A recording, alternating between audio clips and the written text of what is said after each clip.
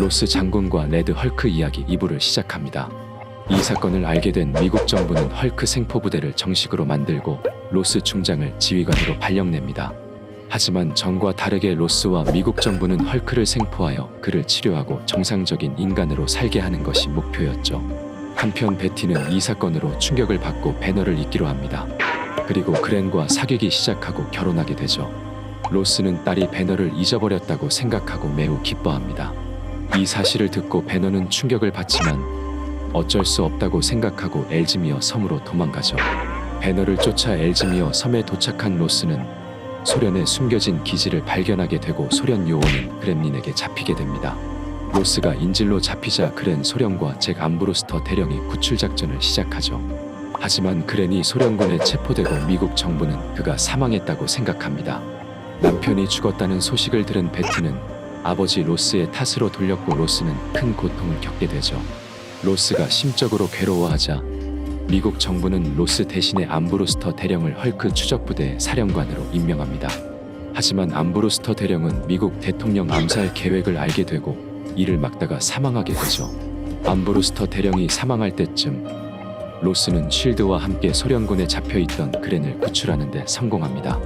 그랜은 살아 돌아왔지만 베티가 아직 배너에게 마음이 있다는 것을 알게 되고 이혼하게 되죠. 사령관을 공석으로 둘 수 없었기에 미국 정부는 다시 로스를 헐크 추적대 사령관으로 임명하게 됩니다. 딸의 이혼과 자신이 아끼는 대령의 죽음, 이 모든 것이 헐크 때문이라고 생각한 로스는 헐크포에게 더욱더 집착하게 되죠. 그럼에도 헐크는 쉽게 잡히지 않았고 결국 로스는 신경쇠약에 걸립니다. 더 이상 임무를 수행할 수 없었던 로스를 대신해 그랜이 사령관이 되었고 그랜은 헐크에 대한 복수를 하기로 마음먹죠. 그리고 비밀 무기인 웨건을 훔쳐 헐크를 사냥하는 데 사용하지만 결국 헐크를 이길 수 없었고 사망합니다. 자신이 아끼는 제자마저도 사망하자 로스는 동명 상태에 있던 어보미네이션을 깨워서 헐크와 싸우게 만들 계획을 꾸미죠.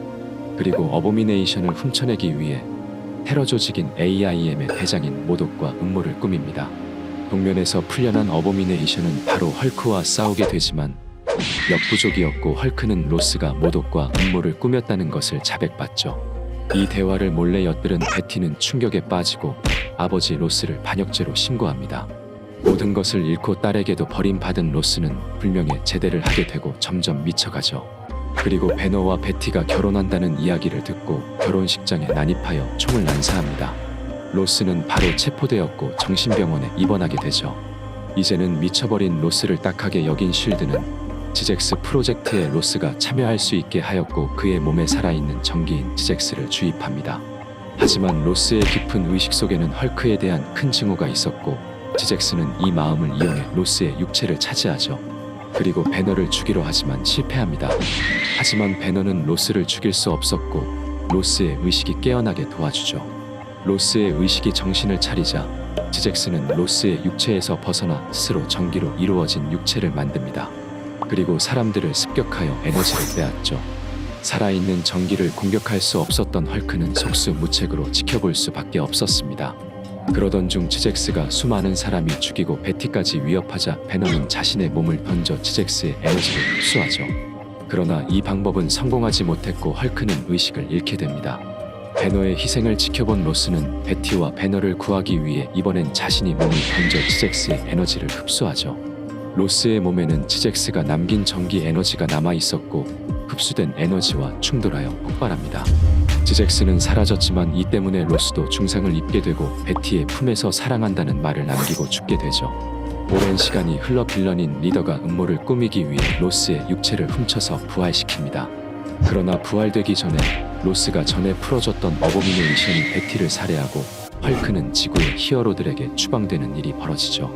부활하기는 했지만 이 사실을 듣게 된 로스는 무기력해지고 알코올 중독과 우울증에 빠지게 됩니다.